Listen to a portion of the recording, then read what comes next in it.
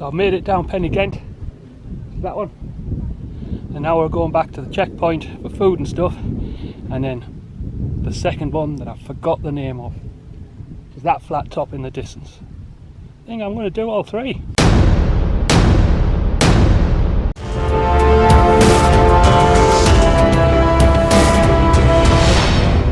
So hello everyone and welcome to the video where you finally get to know how far I got on the Three Peaks challenge. What is the Three Peaks challenge, you may ask? Well, it's quite simple when you see it. It is 24 miles, 3 peaks, often done in about 12 hours in the Yorkshire Dales. Before we get started on the whole story, if you're interested in my adventures across reading, watching, playing and travelling, please don't hesitate to subscribe, tap the bell icon and certainly consider posting a comment. So why did I undertake the Three Peaks challenge? Well, as this series of videos suggests, I am going to the Canadian Rockies later in the year, and I'm using my journey to going to the Canadian Rockies as an excuse to try and increase my overall fitness just a smidgen. It was suggested on one of the comments to my vlogs that I should set myself a challenge as I increase my fitness, maybe a bit towards the end of that journey. Something else happened instead, and I was persuaded to book the Three Peaks challenge with some family members way earlier than I probably should have. So how far did I get? Did I do 1 peak? Did I do 2, or did I do all 3? Going into this, as the people who follow these vlogs and my weekly vlogs will know, I had a realistic goal, or a stretch goal, depending on how you view it, of doing 2. I always thought 3 probably wasn't going to happen. As the event got closer, maybe in the final week running towards it, I must admit my confidence collapsed, and I was basically thinking I'd be lucky if I did 1. Because the simple fact is, I normally walk 6 to 8 miles when I do a walk. The walk to the first peak is about that long. And then the peak itself is twice the elevation of what I normally hike. So even at that point, I was really pushing myself. But anyway, to find out how far I got, we have to start on a glorious Saturday morning.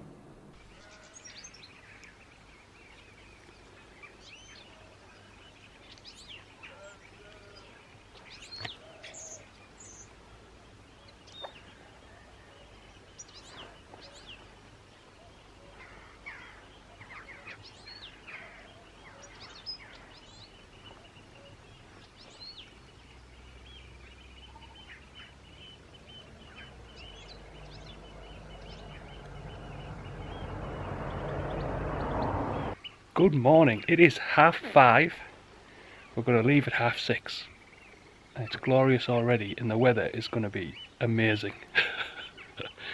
I wish I could have filmed on the way here. The action camera, I made a schoolboy error, I didn't have the right memory card for it, plus it was someone else's car, so I probably shouldn't have attached it to the window, and also we were last in a convoy of 3, so I'd have been continually filming other people's that I know or that are on the journey with me, license plates. So a combination of 3 things, mostly the memory card, meant I couldn't film the drive in, but the drive in through the Yorkshire Dales was absolutely epic. I will remember just the drive in for a while and wish I had the footage. It was absolutely amazing. So for those not fully aware, this is the Yorkshire Three Peaks challenge, 24 miles, 3 peaks. Now what's interesting about this challenge is the first section takes 5 hours, second section 4 hours, third section 3 hours, if you're making good time. What's also interesting is the first section is roughly about the amount of miles I normally walk. And then there's 2 other sections and 2 other peaks. So I'm crossing my fingers. In my mind, I'm not 100% sure I'll complete it. Everyone else on this with me says I might surprise myself, so let's see what happens. I'll try and cover it peak by peak. I'm with a group of people, only some of which I know, some are family members, so I don't know how much footage I'll get talking to camera, that sort of thing, but I'll try and capture as much as possible.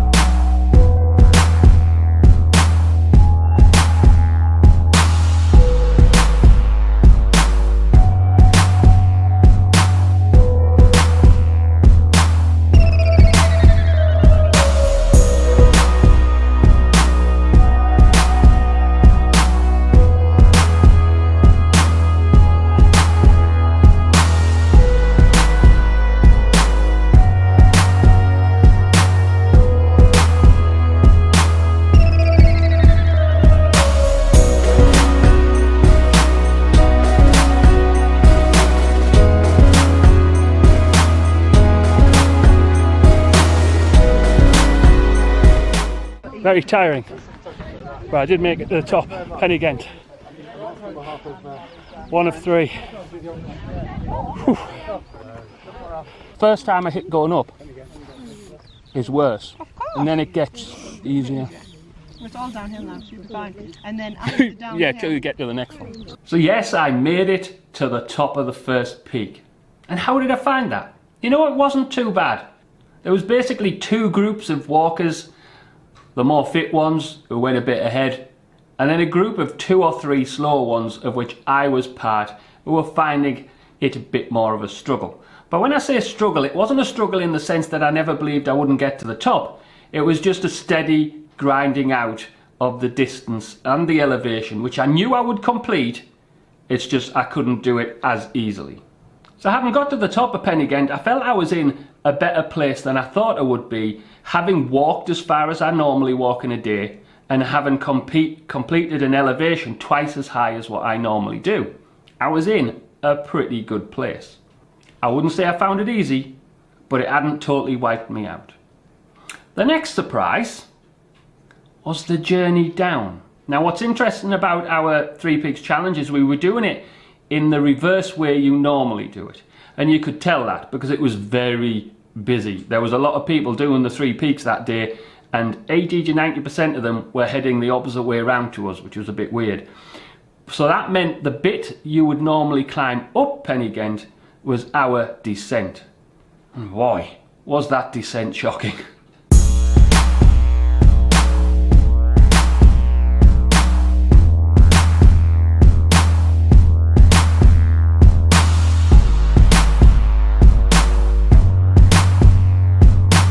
Gotta be kidding me.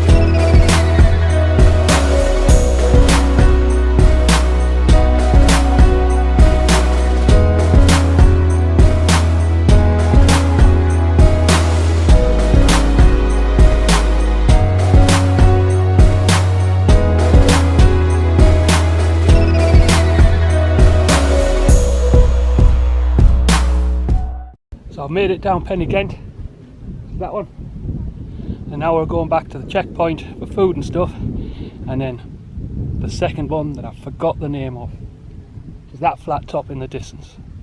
I think I'm going to do all 3.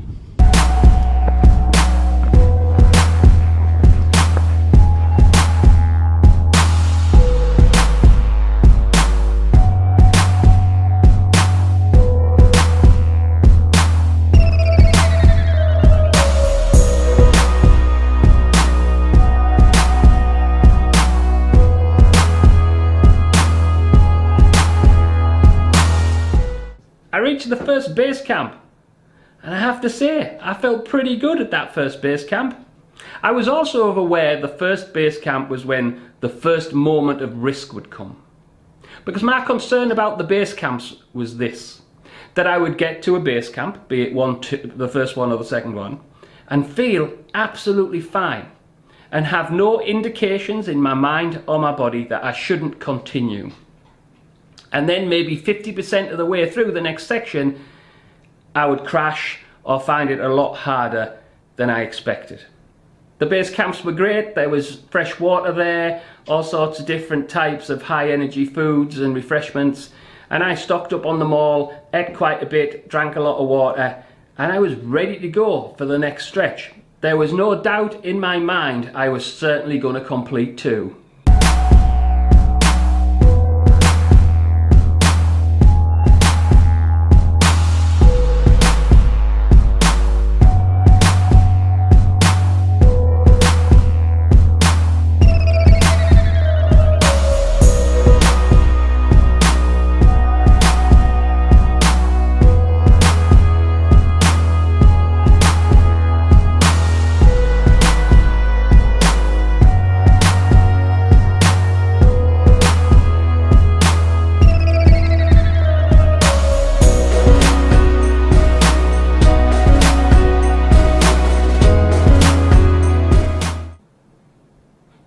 At this point, my worst fear happened. I started to crash. The first indication was my pack felt heavier than it did on the first section. I had put a lot more water in, so I emptied some out, but it didn't make any difference. Then I started getting slower and slower. As I said, I was always in the second group of about 2 to 3 of us who were going slower, but then I started to be a group of 1. What I started to feel was happening was the same thing that happened at High Cup Nick. And what happened at High Cup Nick is I basically got heat exhaustion or heat stroke or whatever you want to call it, and it was really bad. If I'd not been with Jack on that trip and I was on my own, it would have been twice as bad. Now what's interesting about this is when it happened at High Cup Nick, we knew what the culprit was. It was a 10-mile walk with some elevations, and I will quite happily admit I wasn't prepared. I hadn't eaten before I left, though I did eat something on the walk. I hadn't brought enough liquids. We ran out way too early, and the liquids I had brought was soda. Yes, I know, absolutely crazy.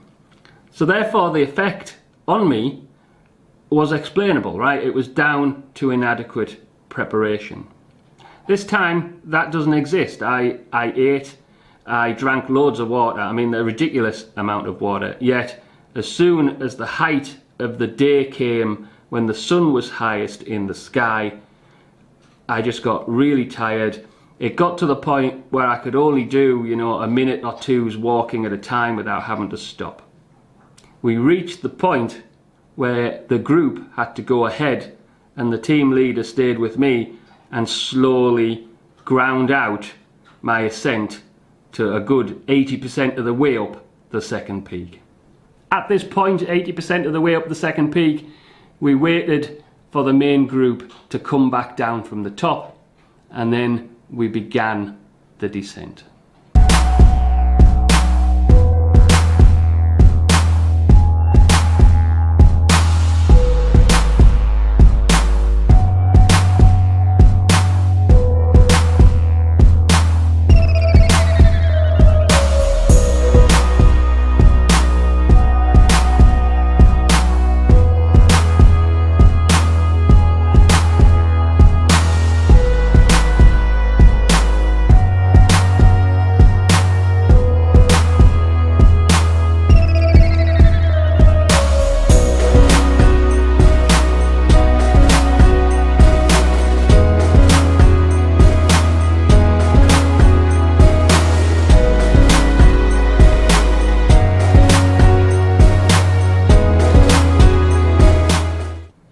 So there you go. The answer to how well I did on the Three Peaks challenge was I did 1.8 of the peaks. I like to think in the back of my mind I did 2.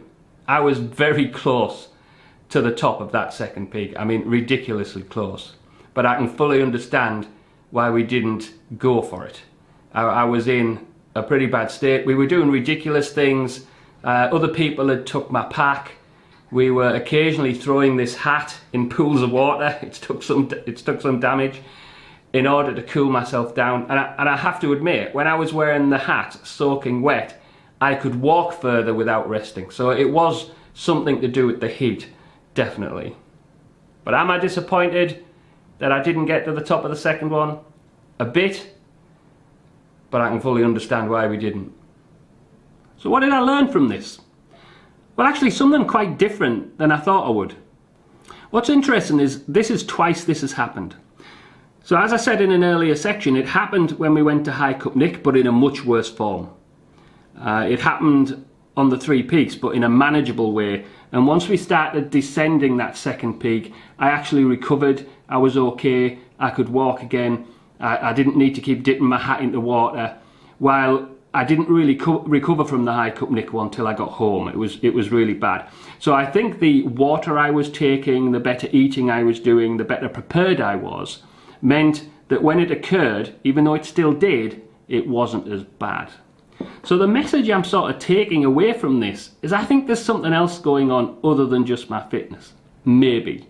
And that is, I'm not sure I should exert myself greatly, and of course what counts as greatly changes as I get fitter, in hot days at the height of the day. Now there is a precedent for this, not just Hike Up Nick, in that I've learnt from numerous trips to Florida, and I admit Florida isn't the Three Peaks Challenge, but let's admit it, when you're tripping around those parks, you accumulate 30 to 40,000 steps quite easily. And I've learnt from numerous trips to Florida never to entertain doing things in the height of the day. I go into the theme parks on the morning, get out by midday, and then probably go back and do something on the evening. Because I've learned if I try and see through the middle of the day, even if it's actually not doing much, like watching a parade or something like that, it's not comfortable, I don't feel very well, and it does my head in. So I think one thing I'm taking away from this in terms of the future, unless something transformational happens, is I really have to moderate what I do at the height of days when it's very warm. But let's look at the positive here. Even though I am a bit disappointed I didn't make it truly to the top of that second peak, I am taking a lot away from it. I've learned a lot about how my body reacts with physical exercise in the sun at the height of the day. And make no mistake, I accomplished a lot that day. I walked in one day 20 miles according to the Fitbit. Normally it's 6 to 8. I hiked up elevations 4 times what I would normally do, and then that's only when I do something like roseberry topping. And that in itself is pretty freaking good. How has it informed the trip to Canada? Well, as you can appreciate, the trip to Canada is a bit of an ever-changing beast. If you consider things on a scale, from very touristy to epic hiking, there is obviously a lot of points on that scale that make sense.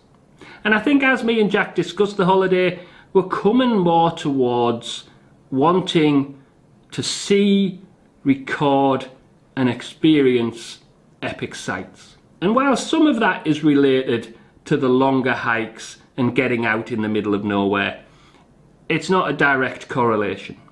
I'm yet to sit down and actually plan out what we're going to try and do day to day, but I have a feeling I'm going to err on the side of less long distance walks. And I think that makes sense. It makes sense for the primary reason, that is, if we were to try and string a lot of challenging hikes together, we'd inevitably get tired over the course of the 9 days. And I think there's plenty to see that is relatively close and not as challenging and still as spectacular.